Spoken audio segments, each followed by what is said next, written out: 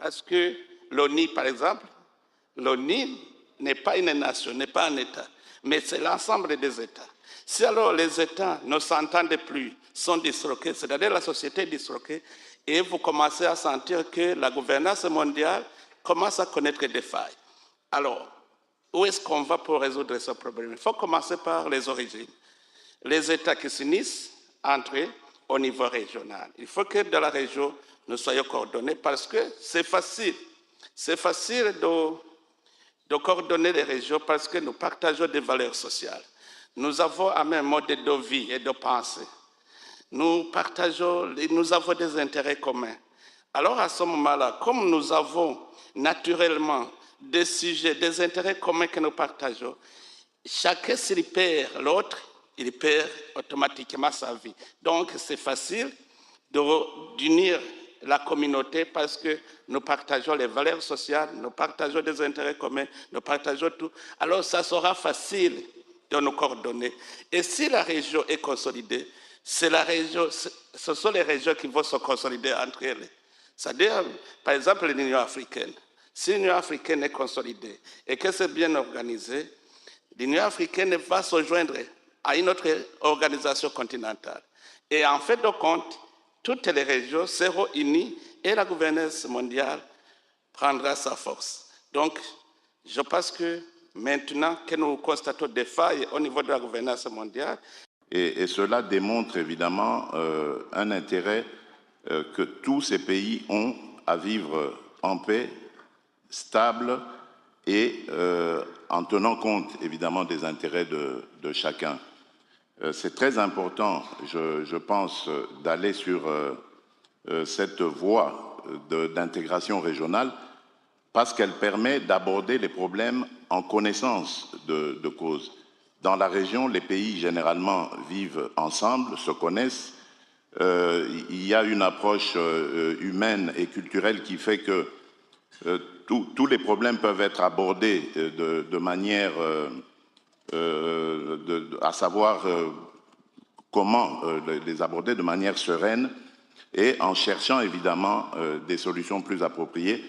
Tandis que lorsque ces problèmes sont regardés par le multilatéralisme, on sent une certaine distance et une certaine inefficacité à aborder et à les régler.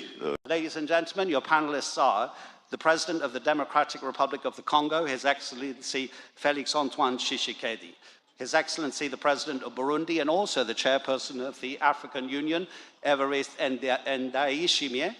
We have Cevdet Yilmaz, the Vice President of the Republic of Turkey, Felix Ulloa Jr., the Vice President of the Republic of El Salvador, Juro Matsut, His Excellency the Prime Minister of the Republic of Serbia, and Hikmat Hajiev, who is Assistant to the President and the Head of the Department of Foreign Policy Affairs at the Presidential Administration of the Republic of Azerbaijan. Thank you so much for being here. Vice President Yilmaz, as you are the host of the country staging the Antalya Diplomacy Forum, I'll ask all of you to just give a brief remark, 3-4 minutes perhaps, of how you see regional ownership in the world we're living in today. Mr. Vice President. And don't forget, please, gentlemen, you'll have to press your button to talk, and then press it again when you are finished. Thank you very much. First of all, I would like to welcome all our guests. We are very happy to host them here in Antalya, Turkey.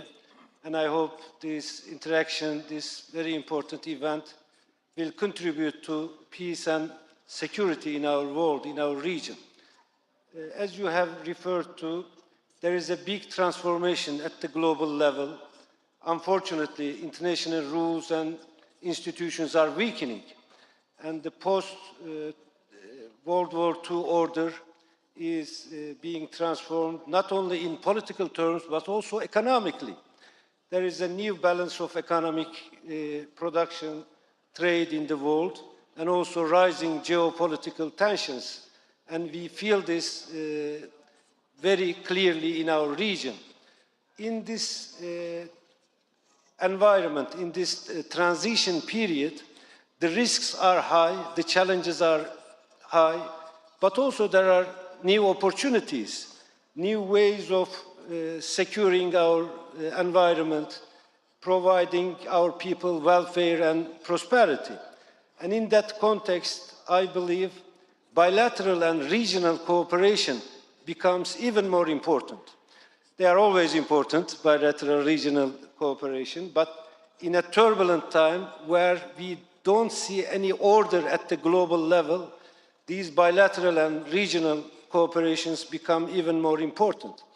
As Turkey, we are favoring diplomacy, as is evident in this organization, over conflicts, and we definitely prefer stability over instability and insecurity in our environment. That is why we are being part of multiple regional cooperations. On the one hand, we are part of NATO and we are a candidate country to EU. On the other hand, we are looking for new regional organizations like the Organization of Turkic States, more cooperation among Islamic countries, and more regional security structures for our region to be more secure. In these turbulent times, leadership becomes even more important. Leaders are always important, but in such turbulent times, I believe leaders are even more important. And in that sense, President Erdogan's call for a fairer world order is clearly a very important objective for all of us. We have to pursue two objectives at the same time, simultaneously. On the one hand, we have to work together for a new global order, a fairer world. We shouldn't, lose our sight on this objective. But at the same time, we have to be very realistic and look for, as I said, regional bilateral cooperations to overcome the challenges of these difficult times. As Turkey, we are always supporting dialogue, diplomacy over conflicts. And we know that wars are not good for any party, and a just peace is good for all of us. That's why we have to face these two ways. One way brings us to more instability, human cost, economic cost, environmental cost, and the other way, which is diplomacy, negotiation, negotiated solutions, and more cooperation among countries will bring us more stability and security in our future.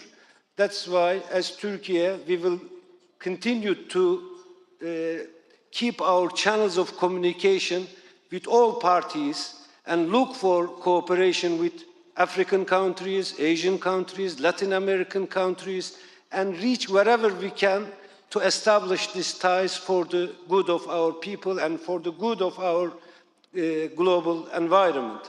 That's why I believe this ADF is very timely, very important, and it gives us a hope for the future of the world. We shouldn't lose our hopes for the future. Human beings, as human beings with an accumulated knowledge of history, we should find ways to overcome our difficulties, not by fighting or but destroying each other, but by cooperation to generate win-win situation for all parties. And we will continue in this direction.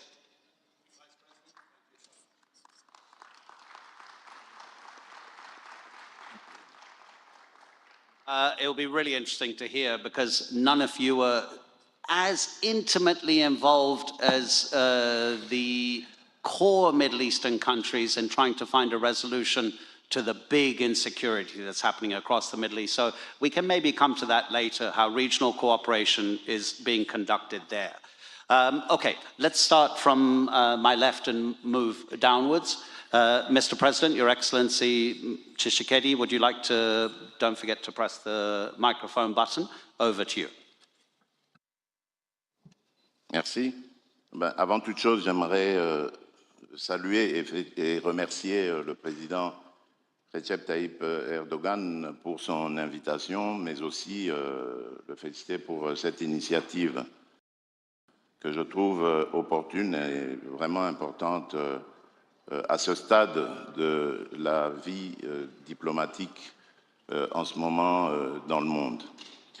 Je dirais l'appropriation régionale, pour moi, est un élément très essentiel dans la stabilité du monde actuellement. Évidemment, le multilatéralisme a montré ses limites, mais je ne pense pas qu'il soit venu le temps de balayer ce multilatéralisme. Nous en avons besoin, mais simplement il faut le rebâtir, il faut le refonder à partir des régions. Parce que l'appropriation régionale a l'avantage d'avoir une sorte de rapidité, de réactivité en temps de crise, mais également il offre beaucoup d'opportunités d'intégration économique qui feront que par cette intégration économique, toute la région va trouver des raisons de vivre en paix afin de protéger ses intérêts. Je fais ici allusion, par exemple, aux grands projets qui nous intéressent tous en ce moment dans la région d'Afrique centrale. Il s'agit du corridor de l'Obito, qui est ce corridor d'intégration économique qui nous permettra d'évacuer toutes nos productions vers des centres de consommation sur d'autres continents. Et cela démontre évidemment un intérêt que tous ces pays ont à vivre en paix, stable et en tenant compte évidemment des intérêts de chacun. C'est très important, je pense, d'aller sur cette voie d'intégration régionale parce qu'elle permet d'aborder les problèmes en connaissance de cause. Dans la région, les pays généralement vivent ensemble, se connaissent. Il y a une approche humaine et culturelle qui fait que tous les problèmes peuvent être abordés de manière à savoir comment les aborder de manière sereine et en cherchant évidemment des solutions plus appropriées, tandis que lorsque ces problèmes sont regardés par le multilatéralisme, on sent une certaine distance et une certaine inefficacité à aborder et à les régler comme telles. Donc je pense qu'effectivement l'appropriation régionale est une opportunité essentielle qui permettrait évidemment au multilatéralisme de se conforter. Et bien évidemment, il faut établir les mécanismes qu'il faut et surtout garder l'influence du multilatéralisme, mais en créant évidemment des attaches, des liens avec les communautés économiques régionales. Merci. Okay. Multilateralism is important, but the regional knowledge can help multilateralism achieve what both the region and maybe the international community sees as a collective aim. I think that's the main message, Mr. President. Absolument. Okay, thank you very much indeed, Your Excellency. President of Burundi, the floor is yours, President Ndayishimiye. Don't forget to press the button, please.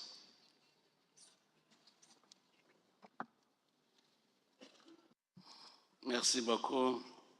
D'abord, je voudrais me joindre aux autres pour remercier le président Erdogan qui a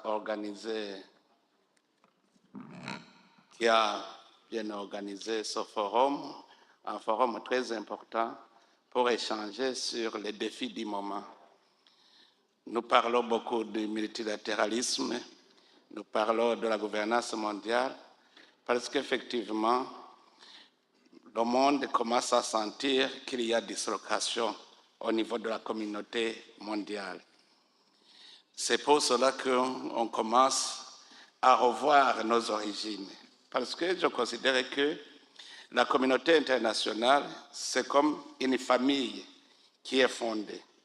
Même dans une famille, le mari et son épouse doivent vivre en commun. Et s'il y a des problèmes qui causent des divorces, il doit y avoir un mécanisme, soit d'assumer le divorce, soit de les unir. Aujourd'hui, alors, on commence à voir comment cette communauté mondiale s'est créée afin de les renforcer.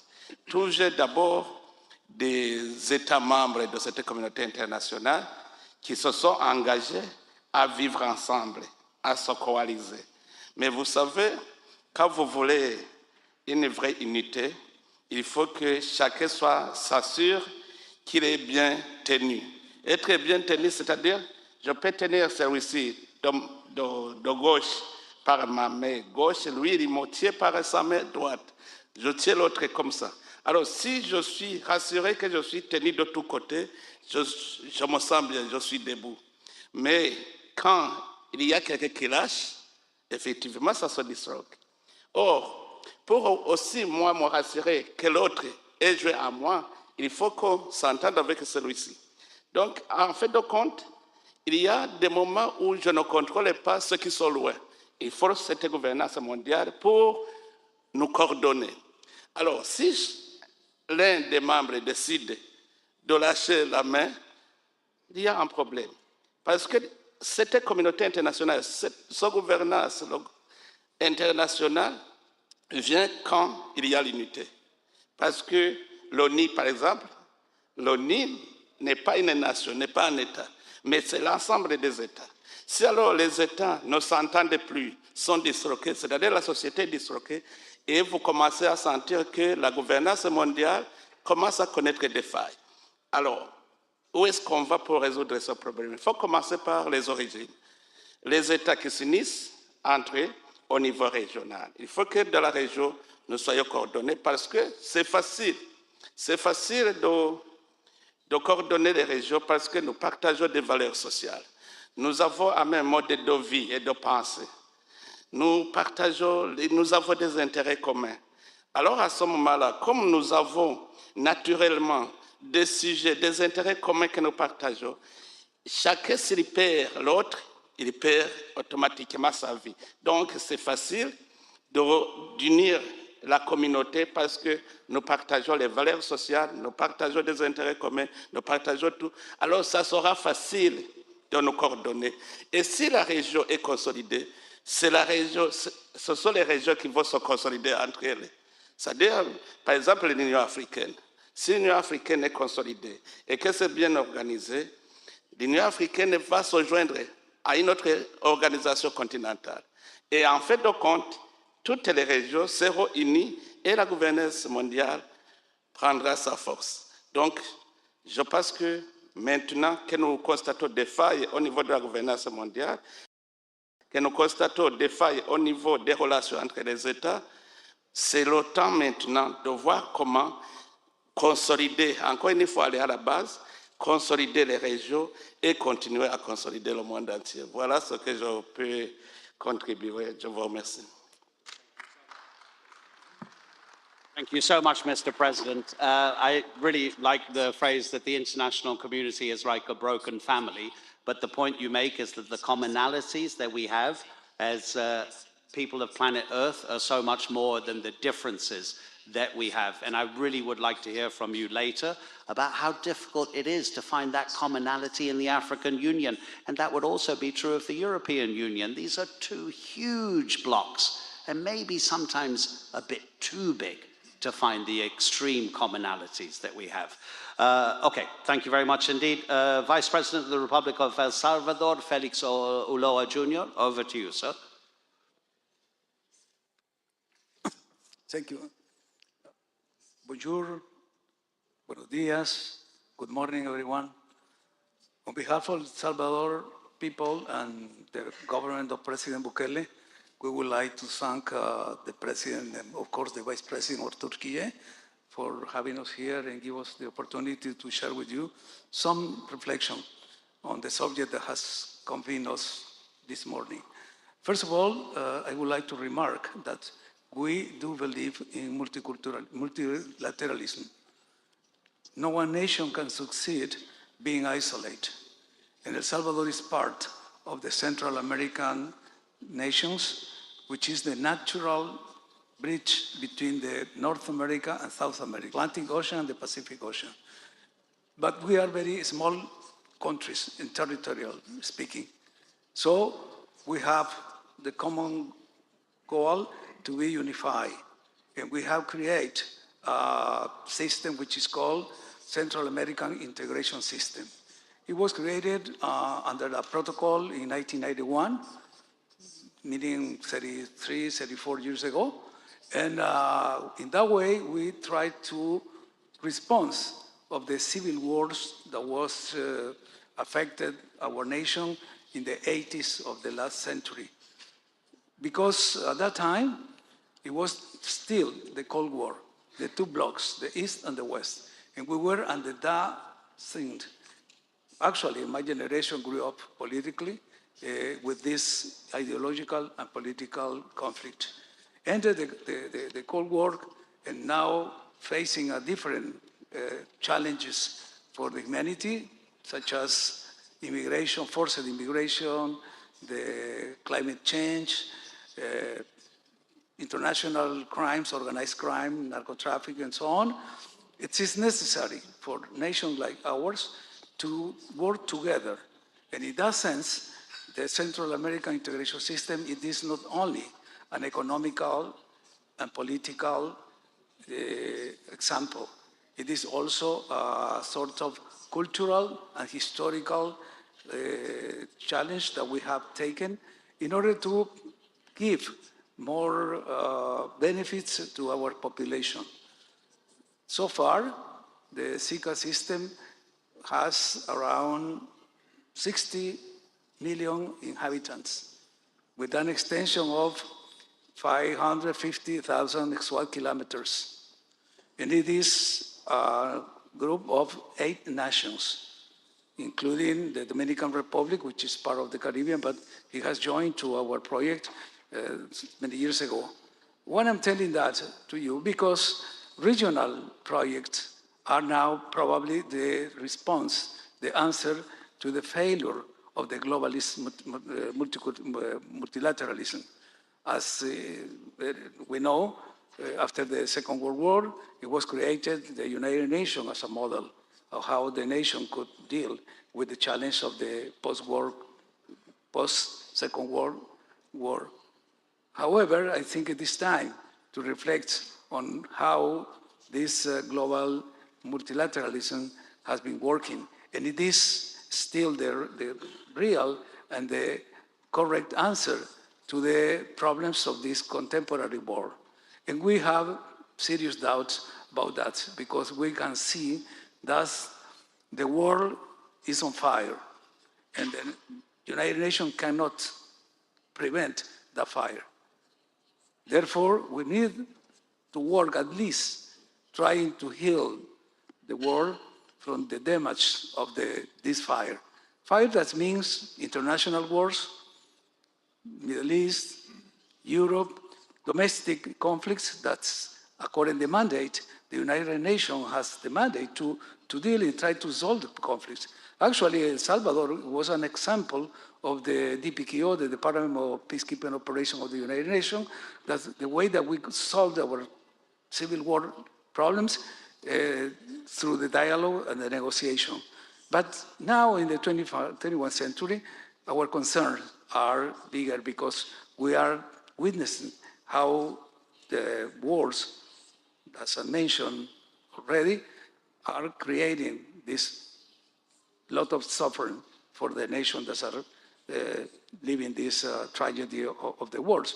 So our perspective as a regional organization in Central America and the Caribbean, we would like and we wish to be part of this international movement looking for the peace and trying to present that the enemies, the common enemies that the humanity has is not just nation against nation.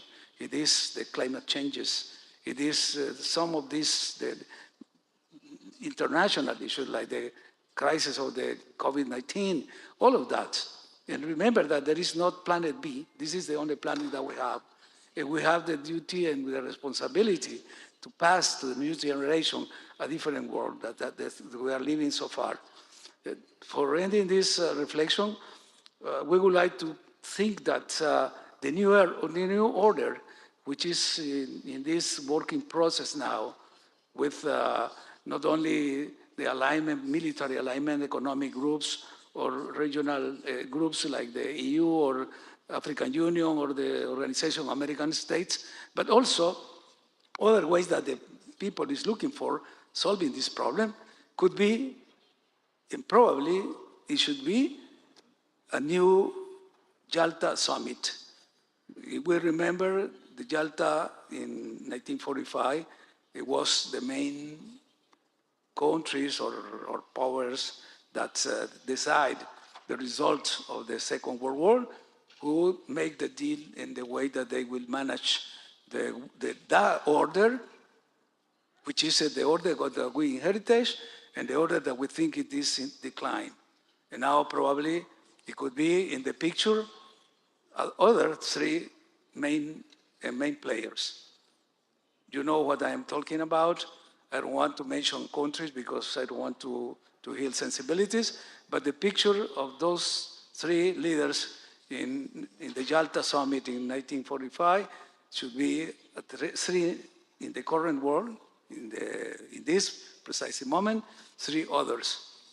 And you know who will be in the picture, who will be included, and who will be excluded. So this is finally a reflection that we think that is the way to create this new order in peace, by diplomacy, and agreement, and defining each of these superpowers, the areas that they want to work with or in, and give us the peace that humanity, the mankind, is demanding. Thank you.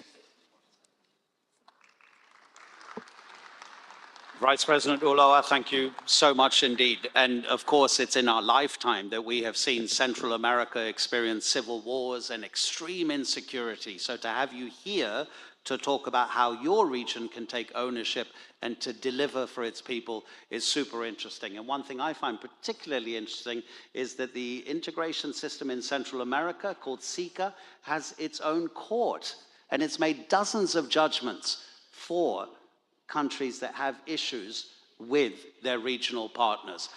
We've got about 20 minutes left, so Đuro Matsut, please, over to you, Prime Minister of Serbia. Don't forget to press the button. Thank you very much. And firstly, I would like to thank to the President Erdogan for this very wisdom, I can say, launching this forum for discussion. And as I can see, we have all nations across the world, so we are covering all the regions. And as the Vice President Yilmaz said, I think that we have to go through the general approach, going to the local communities and to the local regional, actually, ownership of our local efforts, and go to the international law that is really of importance nowadays. So I'm coming from the country and from the region that faced lots of turbulences through the history. And we are the country that is persistently on the side of the neutrality. That's why we keep very stable neutrality, and this is the policy of the current government, but also the strategy of the country. That's why the ownership of the regional ideas, regional interests nowadays is really even more increasing. We are facing with lots of challenges related to the international situation and the conflicts that are suddenly rising. That's why we have to strengthen in our regions, and the region of Southeast Europe, where I'm belonging to, but also the Mediterranean area, could be the best example of the reintegration, but always according to the rules and always going back to the United Nations Charter, because without that we could not actually freely exchange our ideas and position ourselves as the independent countries. This is very important to say. So with the integration in the region, my region is very vivid. And we have lots of nations that are through the history developing in the, I can say, the regional union of the countries. And I believe that the future of my country is within the European Union, because we are geographically and strategically located within the Europe. So we are actually on our path to the European Union, but we are very clearly understanding that we also have to follow the international law, which is of ultimate importance nowadays we can see in our, I can say, very turbulent world. So the regional, let's say, organization, the regional owning of what we are doing will be of ultimate importance for the region, that is also faced from one side with Turkey as a very strong partner on one side, and on the other side we have European Union. So this is really a challenge to live today in this world, and especially in this part of the world. So thank you for the very beginning. Thank you so much indeed, Prime Minister. One of the most interesting things for me about your country is how the outside world regards it, because as you say, your country feels its future is in the European Union, but while you're on the outside, you have a unique voice. There are things happening in Serbia that if they were happening in European Union territories, there would be an eyebrow lifted. But you have an independence at the moment, and joining an organization like the EU may dilute that, but obviously the world that we live in is about compromise. Thank you so much. From Azerbaijan, we have Hikmet Hajia from the Ministry of Foreign Affairs. Over to you, sir. Thank you, Mr. Chair. First of all, in the face of Cevdet Bey, I'm extremely thankful to our Turkey brothers and the Republic of Turkey, and also congratulate Turkey for such a successful organization of this Antalya Diplomatic Forum. At this time of the global turmoils and turbulences and global disorder, we needed such a gathering to come together and to discuss global challenges and issues. And with regard to the regional ownership, Azerbaijan is a staunch supporter of the concept of the regional ownership. What does it mean, regional ownership for Azerbaijan? What are the fundamental principles and cornerstone of that? For us, regional ownership is in a full regional belongingness, and to resolving regional challenges and regional problems ourselves with our like-minded partners in our region, not to wait, expose or impose solutions towards our region. First, we should build our own order in our region, instead of waiting for some others to come in our place to fulfill their own missions in our region. That's one fundamental issue. Second, for us, regional ownership also consists of the major elements, and one among many other things, the important element is a full regional shared responsibility to the regional affairs. It also should be complemented with a regional leadership, but we're also trying together with our sister and brother countries in our region to fulfill. And it's also regional cooperation and regional integration. And all of these components are coming together and fulfilling our mission for the regional ownership. In practical terms, what does it mean? Let me provide you with practical examples how we're fulfilling it. Certainly, we are applying diplomacy and dialogue, and also on the bilateral, trilateral, even a quadrilateral level, and applying very sophisticated models of the diplomacy at our region. One important component at the bilateral level, because for every and each country, for every region now, security matters a lot, because we are living in the deficit of the security at a global level. In our region, Turkey-Azerbaijan bilateral cooperation is an important cornerstone of the regional peace and security. And Turkey and Azerbaijan brotherly cooperation and relationship and emotions and values that we are sharing, but leaders of the two countries institutionalize this relationship and based on the Shusha declaration that we have signed. And we didn't stop there. And we have transformed bilateral cooperation in the trilateral model of the cooperation, and again, fulfilling the full regional ownership.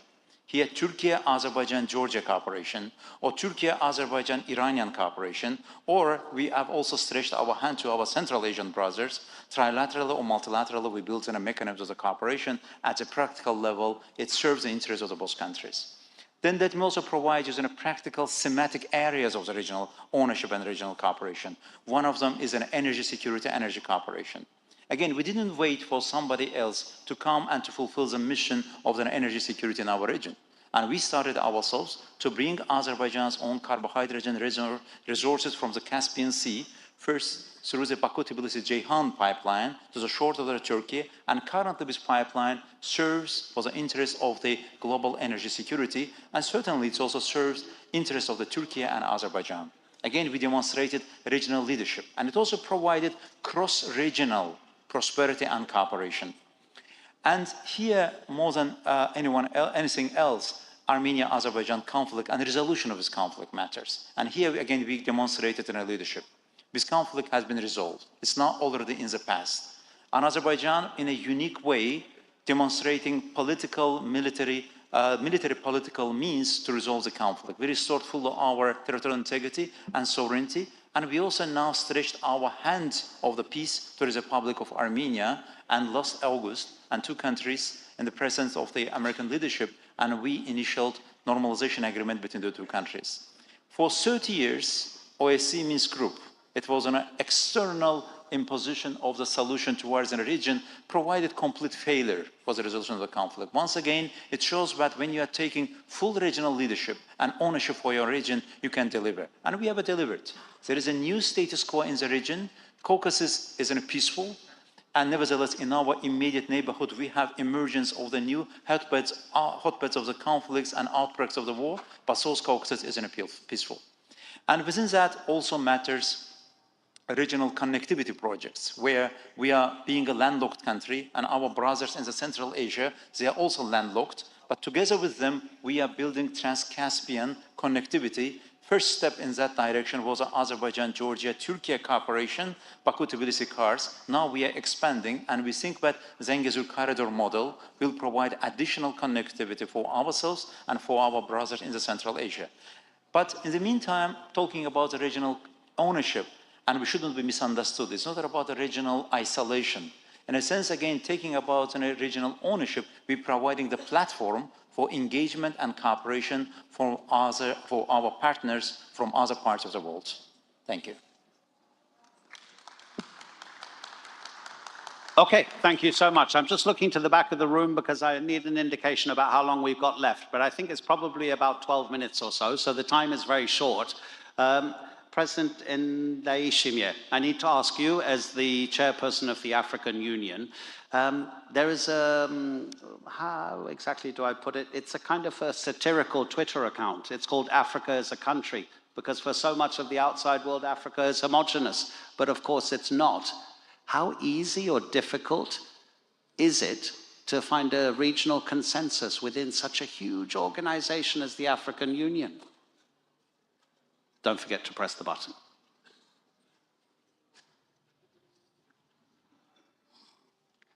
Merci. Je crois que c'est possible parce qu'effectivement, même les États membres de l'Union africaine ont déjà constaté qu'il y a aussi des points d'inefficacité dans la gouvernance de l'Union africaine. C'est ainsi que nous sommes en train d'opérer des réformes. On a mis en place une équipe qui est en train d'analyser comment opérer des réformes afin de rendre efficaces les institutions de l'Union africaine. Mais aussi, ce que je constate, cette possibilité, c'est que l'Union africaine est devenue aussi coordinateur des communautés économiques et régionales. Vous voyez que l'Union africaine a des communautés économiques et régionales, et ces communautés partagent ces intérêts communs dont j'ai parlé. Par exemple, l'exemple que je peux donner, c'est l'autorité du lac Tanganyika. La République démocratique du Congo, le Burundi, la Tanzanie, la Zambie partagent le lac Tanganyika. Et nous avons vu que c'est un lac, d'abord un lac le plus profond du monde après le lac Baïkal, mais aussi c'est la première réserve d'eau douce. Et ça contient des poissons, beaucoup d'espèces de poissons. Donc ensemble, nous pouvons exploiter à l'intérêt de nous tous ce lac. Mais cette autorité, mais aussi peut donner l'intérêt. Ce que nous trouvons dans le lac Tanganyika peut servir à d'autres États. C'est-à-dire finalement, les communautés régionales vont se coordonner, mais aussi travailler sous coordination de l'Union africaine. Et j'ai trouvé que c'est l'efficace. Il y a aussi pour des questions de paix et de sécurité, il y a l'architecture pour la paix et la sécurité en Afrique. Cette architecture aussi pourra aider à ce que les États retrouvent la paix. Il y a des conflits entre les États. Il y a des conflits internes aux États. Donc nous devons trouver des mécanismes pour stabiliser toute l'Afrique. Je pense qu'avec ces réformes, que nous allons opérer, ça va rendre efficace la gouvernance de l'Afrique.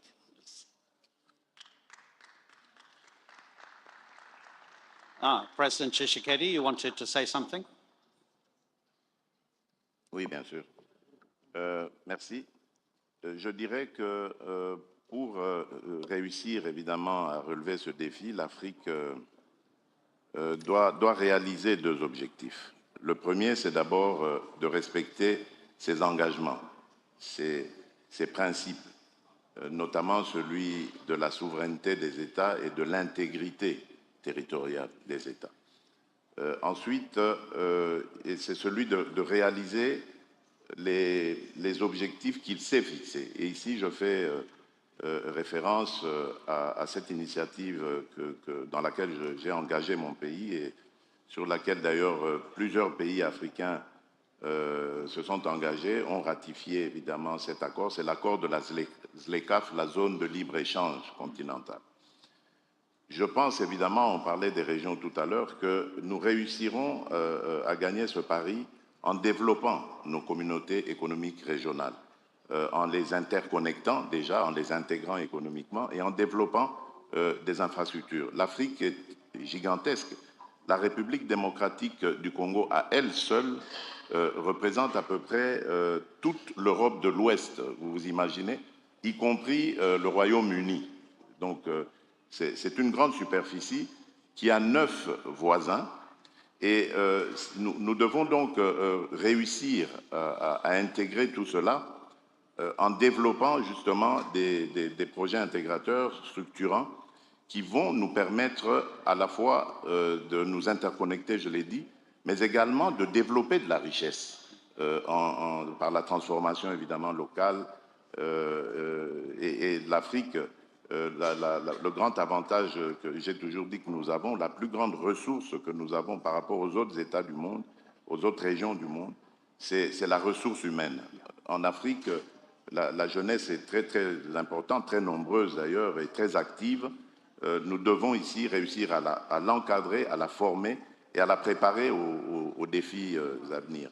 Moi, je vois vraiment un avenir, j'allais dire, reluisant pour l'Afrique, parce que tout simplement, c'est un continent qui a des atouts, à la fois par rapport, j'ai parlé du capital humain, mais également des ressources naturelles qui sont des réponses aux problèmes que nous avons dans le monde aujourd'hui. Je pense au changement climatique, je pense à la nouvelle industrie des énergies renouvelables.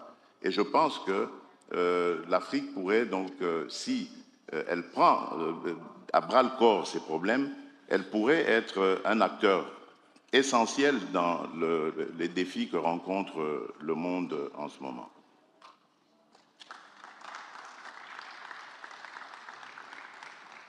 This is utterly critical, the human resource and the natural resources that Africa has, and the way the outside world is looking that it wants some of it. But Africa's ownership will be critical, as you say, both of you, Mr. Presidents, to the future of your continent. I have a very dear friend who's from Nairobi. We have 5 minutes left. He flies from London to Nairobi 3 times a year. He says, you can't imagine, Adnan, most of my flight is over Sudan. I mean, Africa is huge, as you say. Okay, you see the clock, gentlemen, we have 8 minutes. So let's be brief if we can. This question to the 2 countries who are just on the outside of the European Union, but could in the future be. So that's for the Vice President of Turkey and the Prime Minister of Serbia. Let's start with you. Your Excellency, Cevdet Yilmaz, in terms of, do you see the EU as being mostly of economic benefit or something more? Actually, let me start by emphasizing that being independent does not mean to be isolated. I mean, a sovereign nation is at a position to decide on its own connections. It doesn't mean to be isolated from regional or global structures. That is very important. In that context, we have to respect the territorial integrity and sovereignty of all nations. But to make it more effective, we have to, of course, combine it with abilities, capacities to make their own decision in their own best interest. In that sense, I believe that connectivity is very critical. Connectivity in trade, investment, in energy, in new technologies, digitalization.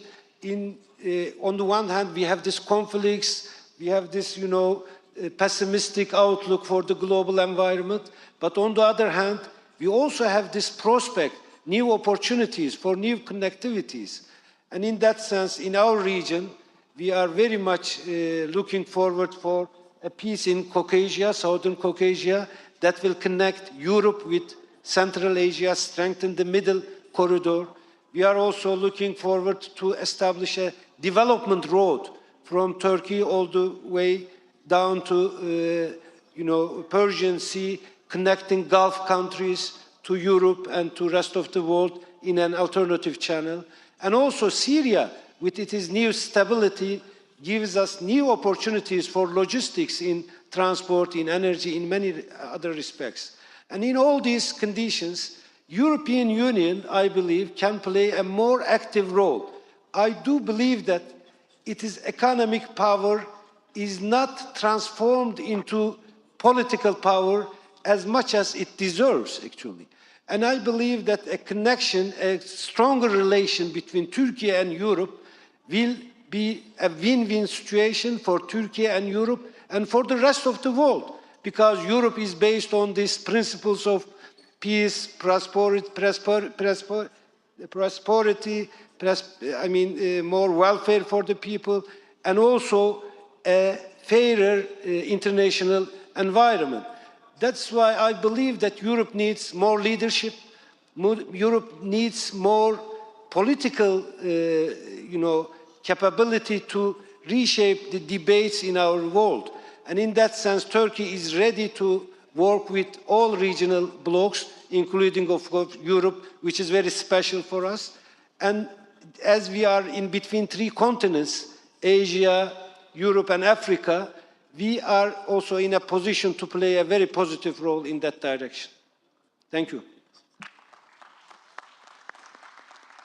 Well, of course, Turkey is already in a customs union with the European Union, so there is a way to have regional ownership without a complete kind of subjugation of your own national interests for those of the greater good of the collective.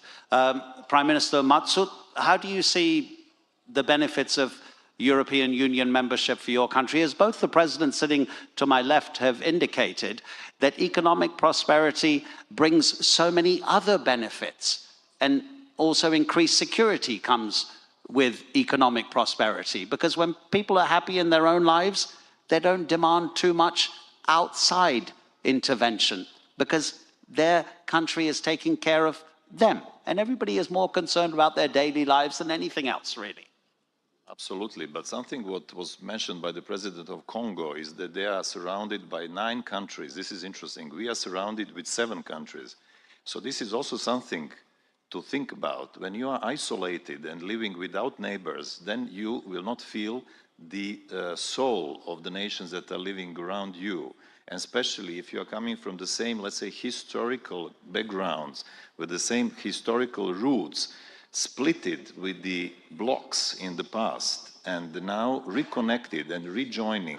This means that the political feeling and the political neighbor feeling will be of the ultimate importance. If you want to flourish, as the president of Congo said, Africa has lots of potentials, but I also believe that Europe, as the European Union, but also Southeast Europe, from Europe to Turkey, could also has lots of potentials. So if we want to talk about the, let's say, regional relations, regional cooperations, that should be seen in 2 directions, in the economic, but also political ones. Without politics, we could not live, of course. But there is sometimes a loss of political feeling, because we are the country with the longest, how can I say, experience waiting for entering into the EU for about 15 years. and we are the country with the highest, let's say, economical impact on that way, in the positive way. But we are always, you know, surrounded with some political requests and new additions.